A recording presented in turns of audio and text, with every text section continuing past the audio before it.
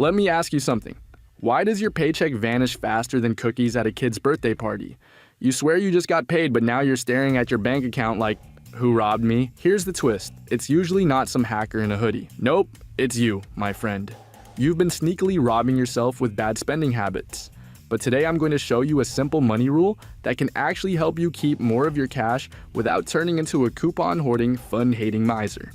It's called the 50-30-20 budget rule, and if you stick around, you'll finally stop wondering why you're broke every Friday. So, what is this magical sounding 50-30-20 rule? Think of it as budgeting for people who hate budgeting. It's a super simple 3-number formula to manage your money without needing a degree in accounting or a spreadsheet that looks like mission control at NASA. Here's the gist. You split your after-tax income into 3 categories: 50% for needs, 30% for wants, and 20% for savings or debt repayment. That's it. Easy math, zero headaches. Well, unless you start having an internal argument over whether your daily Starbucks run is a need or a want. But we'll get to that part. The first chunk, 50%, is for needs. And no, Netflix does not count as a need. Sorry. Needs are the essentials that keep you alive and functioning in modern society. Your rent or mortgage, utilities, groceries, health insurance, transportation, and minimum debt payments. Basically, if not paying it means eviction, starvation, or being stranded, it's a need. The tricky part is that our definition of needs has gotten a little, and stretched. You might feel like upgrading to the newest iPhone is life or death, but your cracked old one is still doing the job. The key here is honesty. This category is for survival and stability, not luxury. Next, we've got the 30% for wants. This is the fun zone.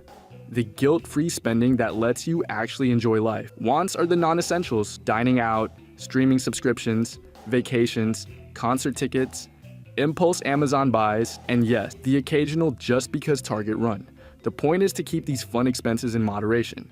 You don't have to cut them out completely, but you do need to put a limit on them, because when you blow past the 30% mark, you're basically stealing from future you. And trust me, future you is not going to send you a thank you card for that. Finally, we have the 20% for savings and debt repayment. This is where you make life easier for future you. This category covers building your emergency fund, putting money into retirement accounts, investing, and making extra payments toward high-interest debt. This is how you break free from the endless paycheck-to-paycheck cycle. It's not the most exciting category in the moment, but it's the one that gives you peace of mind and the ability to handle life's curveballs without going into panic mode. Here's how it works in real numbers. Let's say you take home $4,000 a month after taxes. Following the 50-30-20 rule, you'd spend about $2,000 on need: rent, utilities, groceries, transportation. You'd set aside $1,200 for wants: restaurants, entertainment, shopping. And you'd put $800 towards savings and debt. That could mean growing your emergency fund, investing for retirement, or paying off your credit card faster. You don't need to track every single penny, just make sure each category stays within its percentage limit. The 50-30-20 rule isn't magic, but it's a straightforward way to stop overspending and start making your money work for you. Think of it like portion control for your wallet. You don't have to starve yourself financially, just stop overfeeding your wants and starving your savings. So the next time you get paid, remember, 50% to keep the lights on, 30% to enjoy life, and 20% to take care of future you. Stick with it long enough, and one day you might check your bank account and think, wow, I actually have money left. Now tell me in the comments, what's the one want you spend way too much on?